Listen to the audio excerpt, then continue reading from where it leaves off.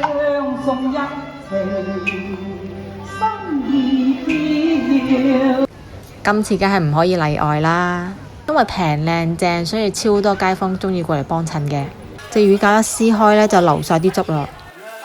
食白切雞呢，梗係要點多啲薑葱啦。不過隔離等緊位嘅客人就比較慘啦，都仲未有得食飯，就要聞住佢啲咁香嘅鵝味。Hello， 大家好，我係毛毛。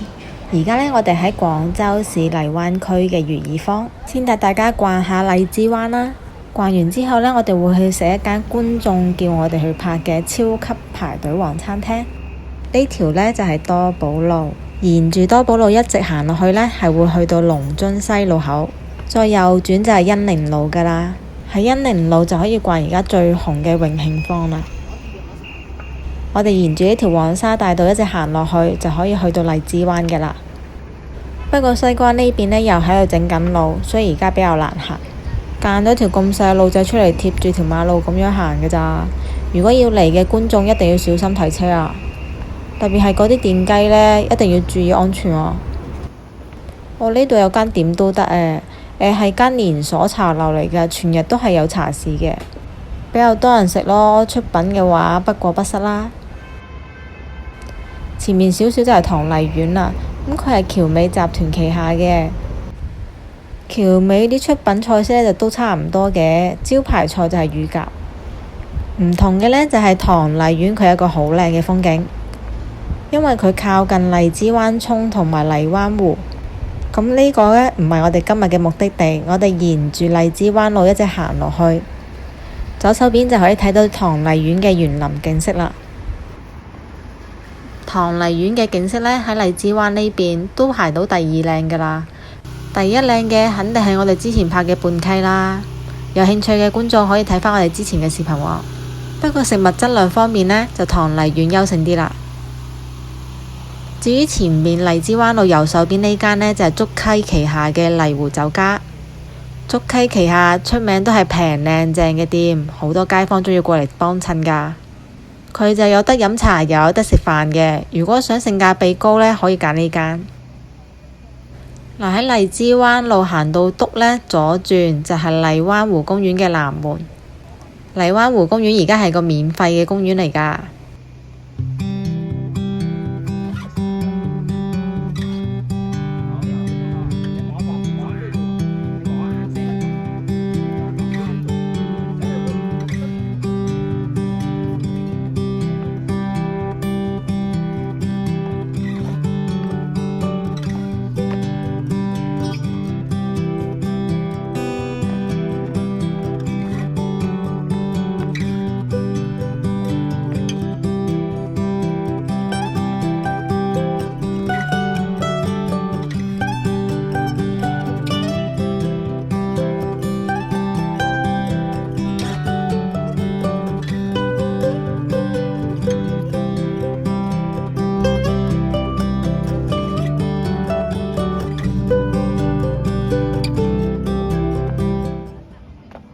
對面有一座好大嘅假山嘅園林餐廳呢，就係我哋之前拍過嘅泮溪酒家啦。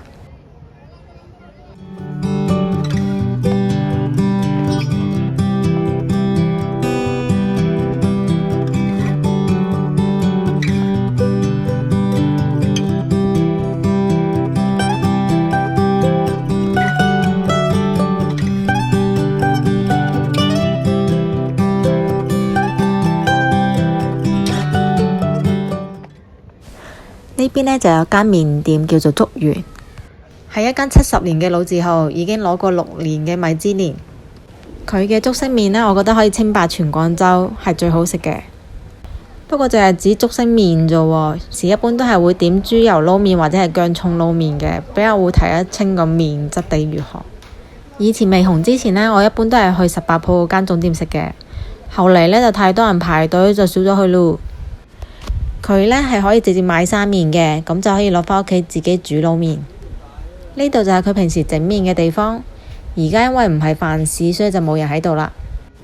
遇正嘅話呢，係可以見到佢哋喺入邊度攞住條竹喺度摁麵嘅。門口仲見到佢喺度曬緊豬皮喎，應該就曬完之後去做炸豬皮噶啦。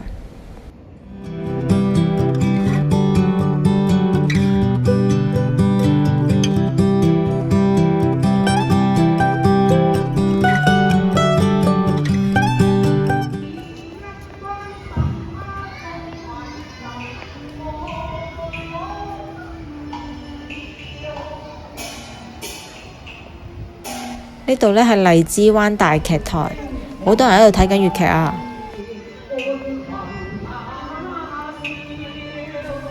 每日下晝2點半開始都會有演出嘅，除非話天氣唔好就會停。咁呢度呢有張告示黐咗出嚟嘅。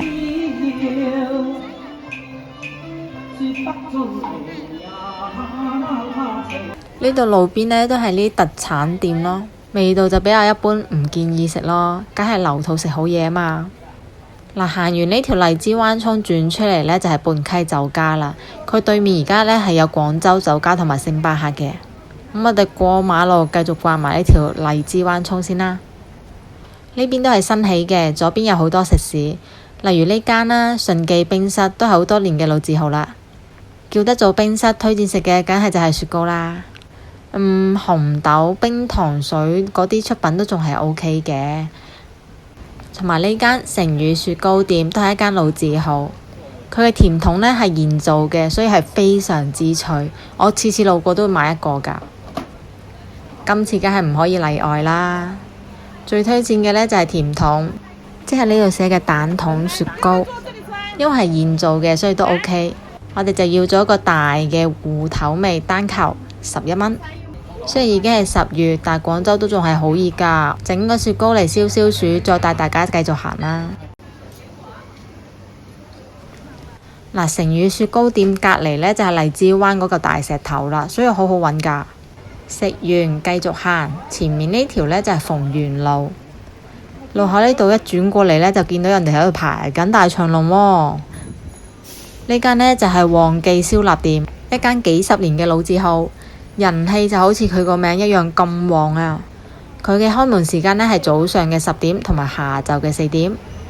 如果想食嘅觀眾呢，記得開門前就要過嚟排定隊喎。佢嘅招牌係燒鵝。以前就嚟食過啦，味道係唔錯㗎。佢會將啲鵝肉呢打斜咁切得好薄嘅，所以口感非常之好。不過而家裝呢，好似默認都係好似普通燒臘鋪咁，要叫佢切薄先會切薄嘅。八卦完啦，返轉頭先。我哋目的地呢喺呢度嘅對面，津津菜館。離遠都睇到佢門口排晒長龍啊。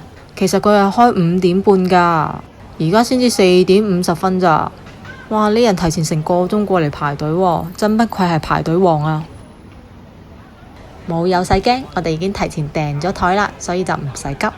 津津呢係一間好老字號嘅店，因為平靚正，所以超多街坊鍾意過嚟幫襯嘅。反正對上嗰次食佢都未裝修咧，今次過嚟咪睇下佢出品有冇進步咯。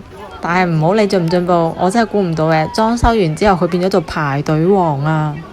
可以睇到等位嘅大部分都係老街坊。門口呢有啲免費嘅水同埋糖果可以攞嘅，啲糖果超級無敵受阿姨歡迎呢。而家5點鐘，因為太多人等位啦，所以佢提前放我哋入嚟喎。Surprise！ 枱面竟然仲有碟芋頭係送嘅喎。呢間店實在太旺啦，所以佢呢係分咗2輪嘅。第一輪係下晝嘅5點鐘到夜晚7點15分，而第二輪呢係7點半到收市嘅。海鮮呢都係要提前訂嘅，要嚟嘅觀眾記得至少提前1日訂枱喎。訂咗電話呢，我哋會一如既往放喺視頻下方嘅詳情頁裏面。呢度嘅雞呢係比較好食嘅，金牌德心雞78蚊半隻，德心雞呢係白切嘅。雙喜雞呢就一半係德心雞，一半呢係豉油雞，而5杯鵝呢係佢嘅招牌菜。至於啫啫煲啊、釀三寶呢啲呢都係唔錯嘅出品。仲有呢個呢都係比較推薦嘅，就係蓮藕豬踭煲同埋牛雜煲啦。脆皮乳鴿呢都係比較推薦嘅，仲有脆皮炸大腸，呢度嘅招牌菜之一。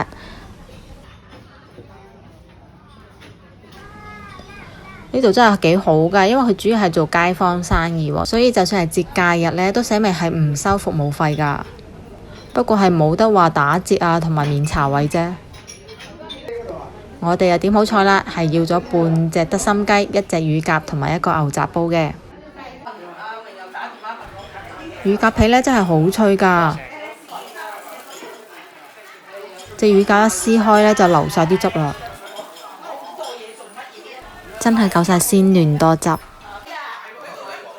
佢佢選嘅鴿呢，唔係大嘅，而係中鴿，醃得相當之入味。不過靠近骨頭嗰啲位置咧，會有啲啲鹹咯。但係啲鴿肉呢，係完全冇問題嘅，食得出乳鴿嘅鮮甜味。白切雞都好快上咗啦，係隻瘦雞嚟嘅。雞肉呢，就唔見有啲咩肥膏，可以聞到好濃嘅花生油味，一聞就知淋咗靚嘅花生油啦。骨頭呢，仲有少少見紅嘅，非常之合格，唔會好似有啲店咁呢，紅到仲流緊血水。唯一缺陷嘅呢，就係佢啲雞皮有啲啲厚啦。搭配咗薑葱同埋豉油嘅，食白切雞呢，梗係要點多啲薑葱啦。嗱，佢雞胸呢部分嘅雞皮呢，就薄好多嘅，應該就會好食啲。中意食皮嘅呢，應該會比較歡喜啦。只不過我個人唔太中意啫。雞翼部分非常之靚，個皮晶瑩剔透咁。不過如果可以稍為注重多啲細節部分，炆乾淨啲，雞毛就非常之完美啦。佢份雞肉係好爽嫩噶，花生油味非常之香。輪到牛雜煲啦，份量巨大啊，滿滿嘅一大煲。上面有啲腸啊、肺啊同埋啲肚咯。下面嘅呢係蘿蔔同埋麵筋，份量真係非常之巨大啊！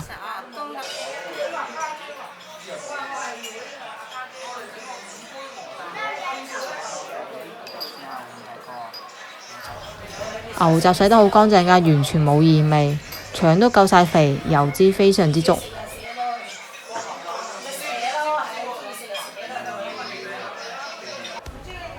稍為可惜嘅呢就係蘿蔔唔夠入味，不過夠晒腍。牛雜煲呢係搭咗腐乳醬同埋辣椒醬嘅。牛肚真係特別好食啊！已經好少食到咁靚嘅牛肚啦，夠晒爽又夠入味。蘿蔔可能因為另外煮嘅，所以蘿蔔就唔係好入味啦。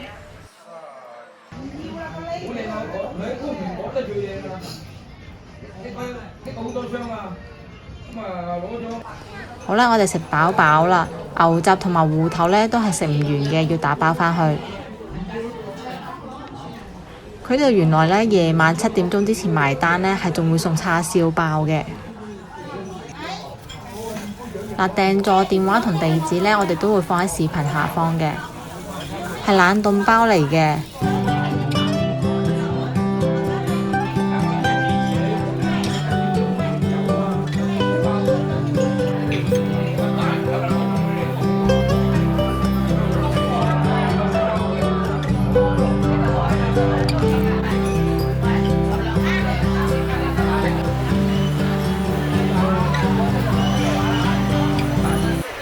門口佢喺度整緊招牌嘅5杯鵝，呢個真係好靚啊！聞落去味道超級香。不過隔離等緊位嘅客人就比較慘啦，都仲未有得食飯，就要聞住佢啲咁香嘅鵝味。哦，原來1至4過嚟呢，仲有果盤送喎，真係好窩心啊！佢啲水呢，係唔單止俾等位嘅客人攞㗎，仲可以免費俾環衛工人嚟自取㗎。確實係一間非常之良心嘅店。我哋就食飽飽啦，門口呢啲就有排等咯，超級多人喺度排隊。